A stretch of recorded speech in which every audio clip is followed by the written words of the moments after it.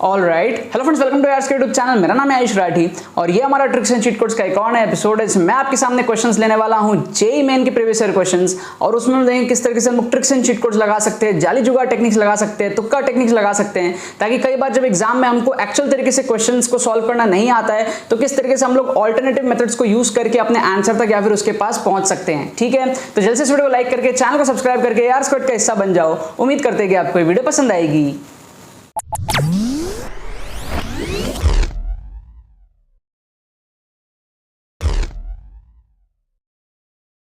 Students, अगर आपका JEE main में स्कोर 60, 70, 80, 90, 100 इस रेंज में अटकता है, अगर आपको नीड है कम टाइम में सेकंड अटेम्प्ट जो हमारे पास में होने वाला है जेईई मेन का 2022 का, कम टाइम में अगर आपको उसके अंदर में स्कोर इंप्रूव करना है, अपने स्कोर को 140, 150, 160 या फिर 180, 190 डिपेंडिंग ऑन द स्कोर जो आप अभी फर्स्ट अटेम्प्ट में लाए हो, वहां से अगर आपको 30-40 नंबर बढ़ाने हैं सेकंड अटेम्प्ट के अंदर में, तो आप हमारा एक्सक्लूसिव कोर्सेज ज्वाइन कर सकते हो ट्रिक्स का। उसके अंदर में आपको एग्जैक्टली समझाया गया है विद डिमॉन्स्ट्रेशन कि आप किस तरीके से ट्रिक्स एंड टेक्निक्स को यूज करके अपने स्कोर को बूस्ट अप कर सकते हो कम टाइम के अंदर। आपको सारे डिमॉन्स्ट्रेशंस, एप्लीकेशंस लेटेस्ट पेपर्स के अंदर में मिलेंगी। आप कॉम्बो कोर्स में एनरोल कर सकते हो, वो सबसे ज्यादा अफोर्डेबल रहेगा, एंड उसके अंदर में आपका जो 3.0 कोर्स है वो भी इंक्लूडेड रहेगा। 3.0 के अंदर में आपको जून अटेम्प्ट के जेईई मेन 2022 के फर्स्ट अटेम्प्ट के सारे पेपर्स में जो 24 जून से 29 जून तक हुए थे, उन सब के अंदर में आपको ट्रिक्स एंड चीट कोड्स दिखाया जाएगा। 180 प्लस क्वेश्चंस आपके 3.0 में कवर अप होंगे, लेकिन 3.0 किसी भी बच्चे को डायरेक्टली नहीं लेना है। अगर वो 1.0, 2.0 देख रखा है तो ही 3.0 लेना है।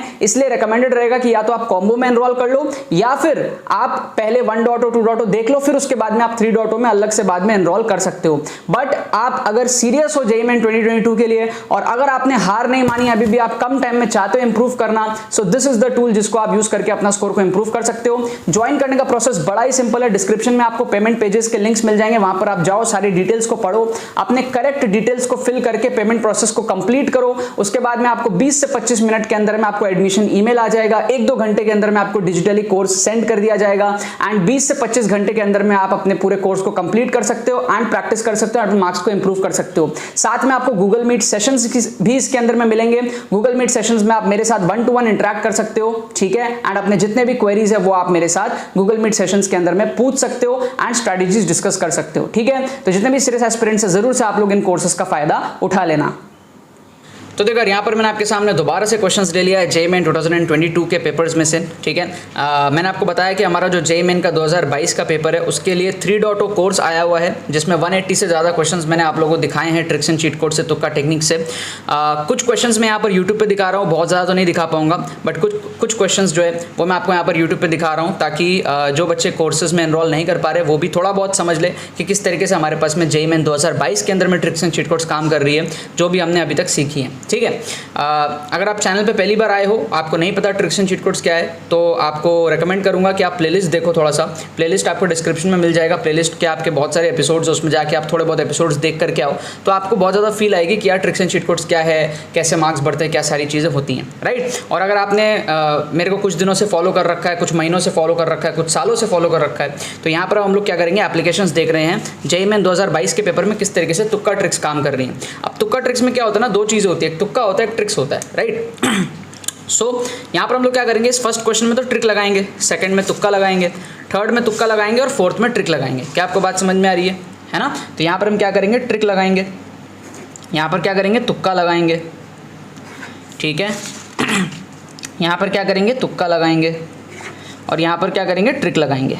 इसको हम कहते हैं तुक्का ट्रिक, जिसमें क्या होता है, हमारे पास में सारी चीज़ें होती है, जहाँ तुक्का लगता है वहाँ तुक्का होता है, जहाँ ट्रिक लगता है वहाँ ट्रिक लगता है। ठीक है, तुक्का tricks and cheat codes, right. हमारा मकसद ये होता है कि जैसे हम मान लो 4 क्वेश्चन अटेम्प्ट कर रहे हैं, तो उसमें से हम मिनिमम 2 तो सही कर ले, ये हमारा मकसद होता है तुक्का ट्रिक से। 2 या 3 हम कोशिश करेंगे सही करने का। पिछले एपिसोड में भी आपको मैंने 4 क्वेश्चन दिखाया जेईई मेन 2022 के, यहाँ पर मैं आपको 4 क्वेश्चन दिखा रहा हूँ जेईई मेन 2022 के, और इसके आगे आने वाले 9-10 एपिसोड में मैं आपको और भी दिखाऊंगा। ठीक है, 8 एपिसोड के आसपास और होंगे इसके बाद में, राइट। तो क्या करता हूँ, सबसे पहले तो एक चार्ट बना लेता हूँ इस तरीके से। तो इससे क्या है, एक नंबरिंग हो जाएगी 1 2 3 4। ये 4 क्वेश्चन में हमको यहाँ पर तुक्का लगाना है। क्वेश्चन नंबर 2 में आपको पता है एक्सट्रीम का एलिमिनेशन टेक्निक यूज करेंगे, सबसे बड़ा वैल्यू को हम काटेंगे और सबसे छोटा वैल्यू को हम काटेंगे। एक्सट्रीम वैल्यू क्या होती है, सबसे बड़ी वैल्यू और सबसे छोटी वैल्यू को काटते हैं, बीच वाले वैल्यूज में से हम तुक्का लगाते हैं। तो यहाँ पर हम क्या करेंगे, बी और सी में से तुक्का लगाएंगे। क्या आपको बात समझ में आ रही है? इसे कहते हैं एक्सट्रीम वैल्यूज को एलिमिनेट करने का टेक्निक। ये बहुत ज़्यादा काम आता है, JEE 2022 में बहुत ज़्यादा काम आया है और मैं पता नहीं ना जाने कितने सारे एपिसोड्स बना चुका हूँ जिसमें आपको मैं दिखा चुका हूँ कि JEE के लगभग हर पेपर में, हर साल के पेपर में ये टेक्निक जो है काम आता है। ठीक है, साइकोलॉजिकल बात है, कोई भी टीचर जो है वो चाहेगा नहीं कि उसका जो करेक्ट आंसर है वो कोने में छुपाओ, वो कहीं ना कहीं बीच में छुपाने का ट्राई करता है। ठीक है, आप भी कभी अगर क्वेश्चन बनाओगे तो आप भी ऑप्शंस को कहीं बीच में छुपाने का ट्राई करोगे, उससे ऐसा फील आता है ना कि करेक्ट आंसर इजीली विजिबल नहीं है। तो यहाँ पर आप क्या करोगे, एक्सट्रीम ऑप्शंस को एलिमिनेट करके बीच वाले में से तुक्का लगाओगे। सेम चीज़ यहाँ भी हो जाएगा, ये 10 पावर -8 तो सारे में सेम है ना। आप खाली नंबर्स देख लो, तो सबसे बड़ा वैल्यू 3.36 काट दो, सबसे छोटा वैल्यू क्या है 0.84 काट दो, बीच वाले वैल्यूज क्या है 1.19 और 1.71, इन दोनों में से आप तुक्का लगा सकते हो, है ना। ए और बी में से आप यहाँ पर तुक्का लगा सकते हो। ठीक है, मैं गलती से फर्स्ट क्वेश्चन में BC लिख दिया था, सेकंड क्वेश्चन में BC लिखना है, सेकंड क्वेश्चन में हमारे पास में BC लिखना है। ठीक है,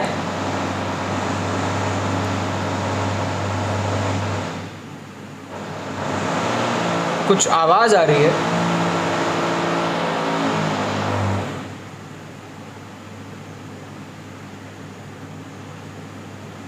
पता नहीं बैकग्राउंड से कुछ आवाज़ आ रही थी। एनीवेज, तो यहाँ पे सेकंड क्वेश्चन में हमारे पास में BC होगा और थर्ड क्वेश्चन में हमारे पास में क्या होगा, AB में से हमको तुक्का लगाना है। थर्ड क्वेश्चन में हमको क्या करना है, AB में से तुक्का लगाना है। ठीक है, सो फर्स्ट क्वेश्चन देख लेते हैं कैसे होगा हमारे पास में। फर्स्ट क्वेश्चन में हम ट्रिक लगाएंगे, कह रहा है an object of mass 5 kg is thrown vertically upwards from the ground, the air resistance produces a constant retarding force of 10 Newton throughout the motion.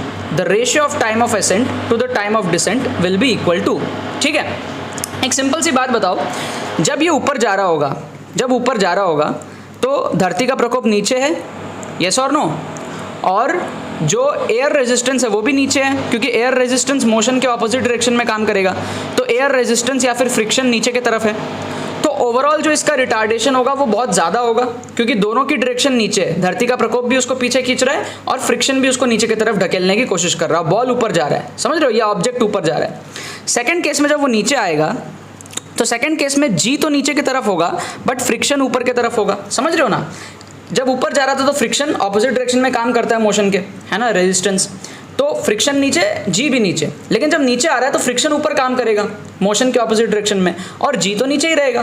तो सिंपल सी एक चीज़ बताओ, अगर मैं यहाँ पे बोल दूँ A1 और यहाँ पे बोल दूँ A2, ठीक है, तो आपको पता है कि A1 का जो मैग्नीट्यूड है वो A2 से ज़्यादा रहेगा, क्योंकि ये दोनों एक ही डायरेक्शन में और ये ऑपोजिट डायरेक्शन में। तो A1 का मैग्नीट्यूड वाइज अगर हम बात करें तो A1 is greater than A2, है ना। अब A1 एक्चुअल में है क्या, डिसेलरेशन है, राइट, उसका डिसेलरेशन है ना, राइट, उसको रोक रहा है वो, जिसके वजह से वो ऊपर जाके स्टॉप हो रहा है। तो यहाँ से ऊपर जाएगा, स्टॉप होगा, स्टॉप होके घूम के फिर नीचे आएगा, समझ रहे हो, यही तो मोशन है, नीचे से ऊपर गया, ऊपर से घूम के नीचे आया। तो सिंपल सी बात है, जब नीचे जब जा रहा था ऊपर तो ज़्यादा डिसेलरेशन काम कर रहा था, है ना, तो जो टाइम लगेगा वो कम लगेगा, जल्दी ऊपर पहुँच जाएगा, समझ रहे हो, जल्दी रुक जाएगा ना, क्योंकि डिसेलरेशन ज़्यादा काम कर रहा है। लेकिन जब नीचे आ रहा है तो एक्सेलरेशन जो है ना, वो पहले वाले जो डिसेलरेशन है उसके मैग्नीट्यूड से कम है, ठीक है। तो क्या होगा उस केस में, हमको क्या लगेगा, ज़्यादा टाइम लगेगा ट्रैवल करने में, समझ रहे हो। देखो नॉर्मल केस में क्या होता है, अगर फ्रिक्शन विक्शन कुछ नहीं होता तो जितना टाइम ऊपर जाने में लगता उतना ही टाइम नीचे आने में लगता, बट बिकॉज यहाँ पर फ्रिक्शन है और फ्रिक्शन मोशन के ऑपोजिट डायरेक्शन में, एयर रेजिस्टेंस जिसको हम कहते हैं, वो मोशन के ऑपोजिट डायरेक्शन में काम करता है, तो जब वो ऊपर जाएगा ना तो जल्दी रुक जाएगा। जल्दी क्यों रुकेगा भाई, इसलिए रुकेगा क्योंकि जब वो ऊपर जा रहा था तो G भी नीचे और F भी नीचे, जल्दी रुक जाएगा, उसको बहुत ज़्यादा अपोजिंग फोर्स लग रहा है। लेकिन जब वो नीचे आ रहा होगा तो G नीचे है लेकिन F ऊपर है, तो सेम टाइम नहीं होगा, आते वक्त टाइम ज़्यादा हो जाएगा। तो इस लॉजिक से हम क्या कर सकते हैं, ऑप्शन A को तो एलिमिनेट कर सकते हैं, ऑप्शन C को भी एलिमिनेट कर सकते हैं, ऑप्शन B और ऑप्शन D में से तुक्का लगाना होगा और हम लगाएंगे B को। क्यों, क्योंकि B और C सिमिलर हैं, है ना। मैंने आपको कई बार बताया, अगर ऑप्शन आपको रेसिप्रोकल दिख जाए, रेसिप्रोकल आपको अगर दिख जाए तो आपको उसमें तुक्का लगाना चाहिए। तो B और C आपस में रेसिप्रोकल है तो हम D को भी एलिमिनेट कर देंगे, है ना। रेसिप्रोकल ऑप्शंस को हम फेवर करते हैं, कई बार मैंने आपको बताया है। तो B और C आपस में रेसिप्रोकल है तो B C में से तुक्का लगेगा। अब हमें समझ में आ गया कि ऊपर जाने का टाइम कम है, नीचे जाने का आने का टाइम ज़्यादा होगा, क्योंकि ऊपर जाते वक्त पूरा अपोजिंग फोर्स एक डायरेक्शन में काम कर रहा है, तो ऊपर जाने में टाइम कम लगेगा, नीचे में टाइम ज़्यादा लगेगा। तो जो टाइम का रेशियो आने वाला है टाइम का जो एसेंट और टाइम का डिसेंट का जो रेशियो आने वाला है वो कम अपॉन ज़्यादा आएगा। लेकिन ऑप्शन ए में तो दोनों बराबर है और ऑप्शन सी में ज़्यादा अपॉन कम है, दोनों कट गए।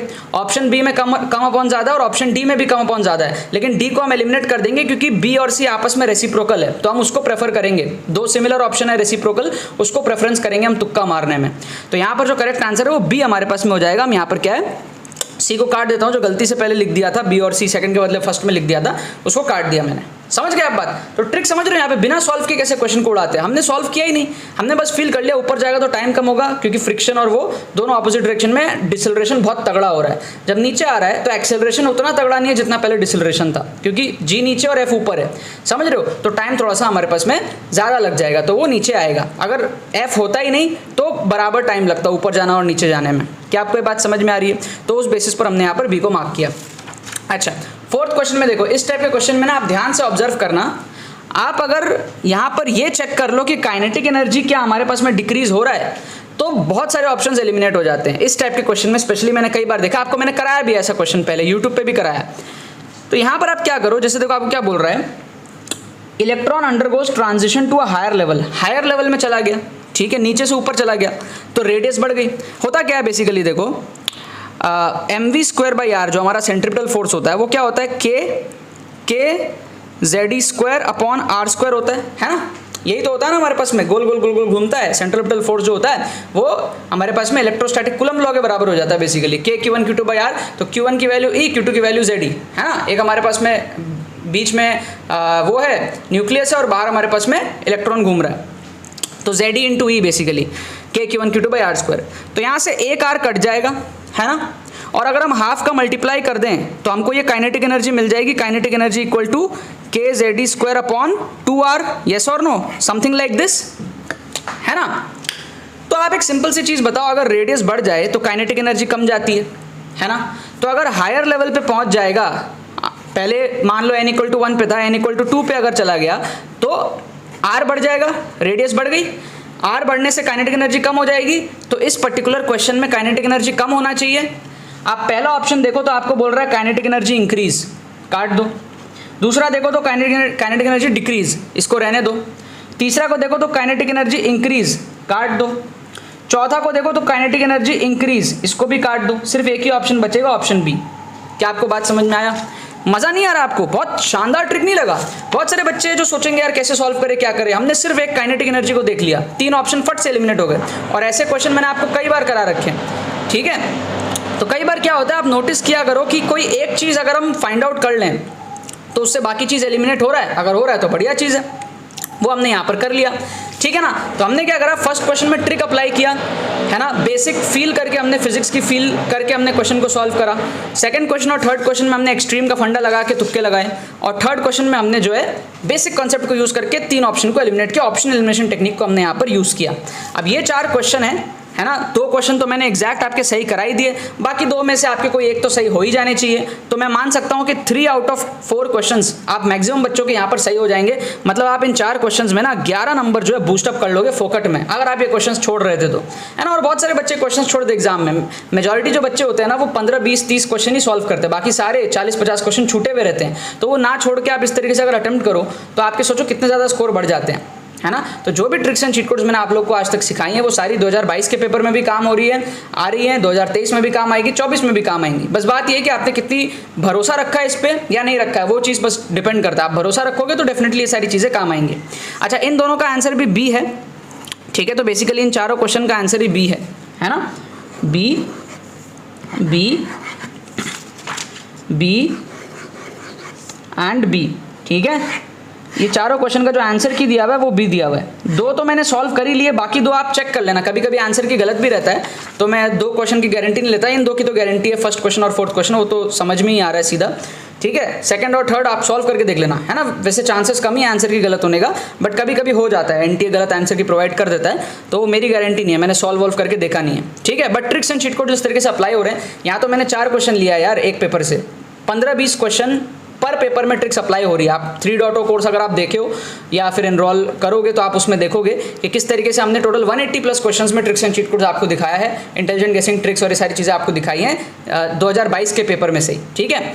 सो यही बात है, आप लोग फ्री प्लेलिस्ट कोर्स देखो। अगर आप पहली बार चैनल पे आए तो डिस्क्रिप्शन में आपको फ्री प्लेलिस्ट मिल जाएगी, वहाँ पे जाकर के आप पास्ट के कुछ एपिसोड्स देखो। आप पक्के करो अपने स्किल्स को भी, तुक्के के स्किल्स को भी आपको सीखना पड़ेगा, तब जाके आप tricks and cheat codes exam में अप्लाई कर पाओगे, ठीक है ना। बाकी तो बस यही बात है।